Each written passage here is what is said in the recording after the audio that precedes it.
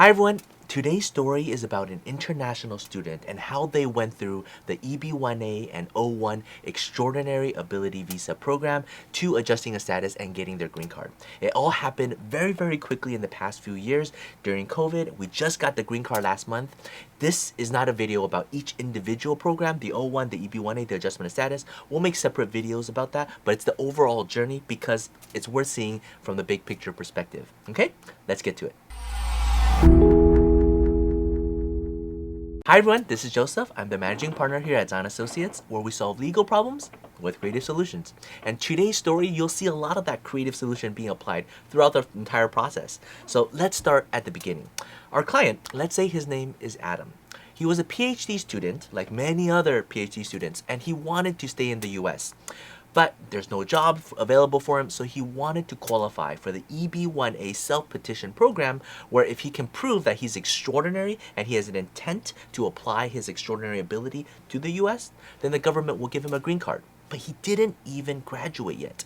Nonetheless, he wanted to give a shot. This was back in 2018. He narrowly passed by proving 3 out of the 10 criterias.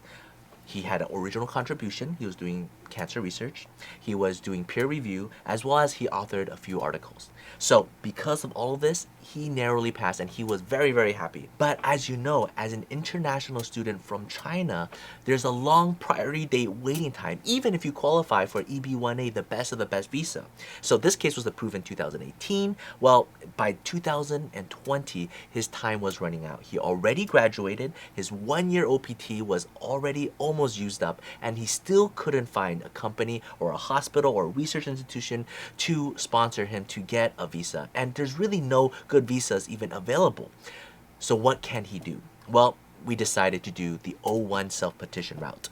He forms his own company and his company sponsors himself. You need to prove that there's an employer-employee distance relationship because O1 self-petition is not technically allowed, and we only had a short 60-day to prepare because his OPT already ran out and he decided to do this last minute. Normally, he could just go back to China, wait some time, and then when his priority day is available, then he comes back into the US and get the green card. But he didn't want to stop his research. So at all costs, he needed to stay in the US, and O1 self-petition was the route that he chose.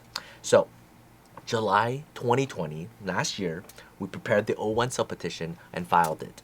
And as expected, there was a nasty request for evidence from USCIS. Not because USCIS is nasty, but because they were looking at it and like, you're a student, you just graduated, 1-year OPT, and you're trying to do O1 self-petition.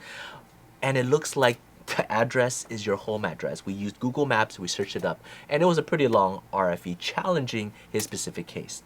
Well, we spent a few months preparing everything, proving to USCIS, even though it was at his home address, he was doing all of this research, getting funding, getting angel investors, and we prepared it, filed it, and his case was approved in October last year. So 3 months his case, since filing time, his case got approved. He's super happy. And then the priority date jumped up and his EB-1A priority date was available, and he can immediately file for adjustment of status to get his green card.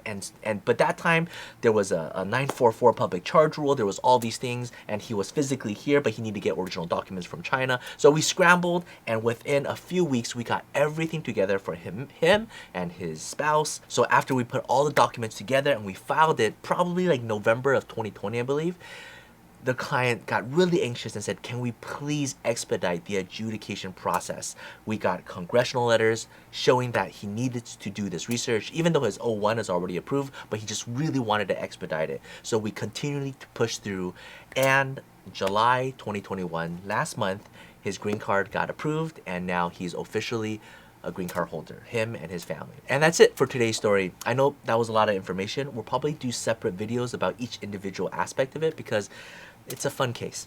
If you have any questions about O1, EB-1A, feel free to reach out. Would love to talk to you. Take care. Bye-bye.